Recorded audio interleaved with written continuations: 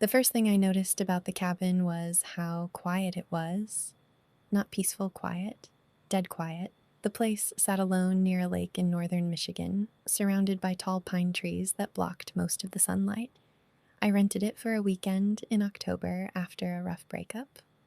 No phone calls, no social media, just me, cold weather, and silence. The owner left the key under a flower pot and texted me that the nearest neighbor was about half a mile away. That should have comforted me. It didn't. Inside, the cabin smelled like old wood and dust.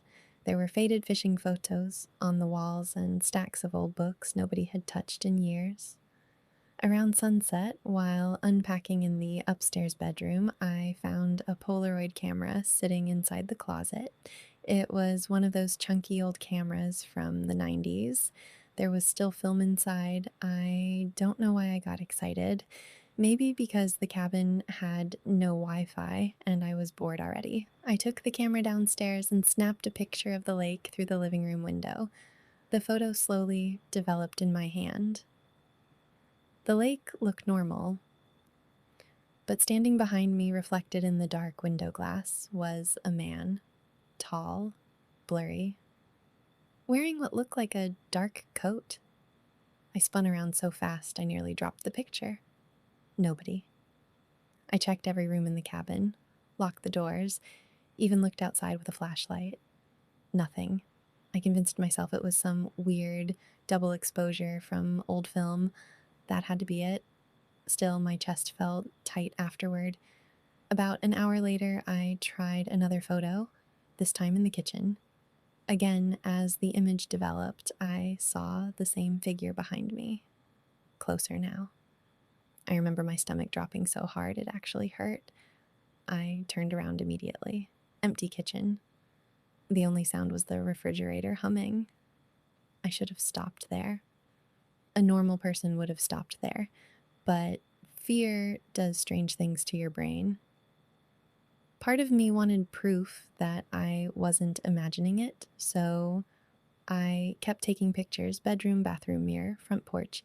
Every single photo showed him somewhere behind me, sometimes near the doorway, sometimes at the end of a hallway, always standing still.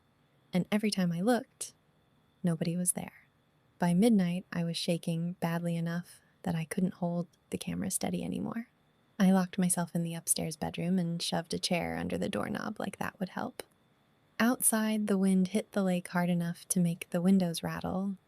I kept staring at the photos spread across the bed.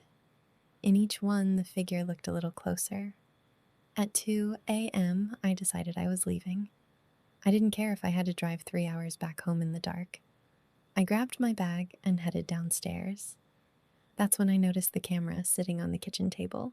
I knew I'd left it upstairs. I froze.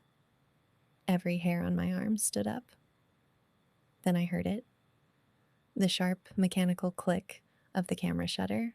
The flash exploded across the room so brightly it blinded me for a second. I screamed and stumbled backward into the counter. The camera had taken a photo by itself.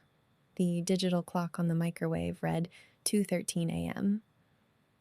I stood there for maybe 10 seconds before the photo slid out slowly from the front of the camera. I didn't want to look, but I did.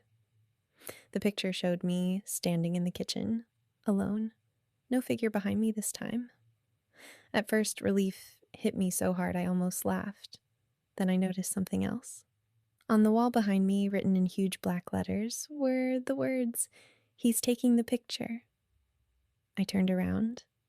The kitchen wall was blank, but the camera flash had reflected something in the window over the sink. Someone standing directly behind me, holding the camera. I spun around and found nobody there, but the Polaroid in my hand changed while I watched. Slowly, like wet ink spreading. The face holding the camera became clearer. It was mine.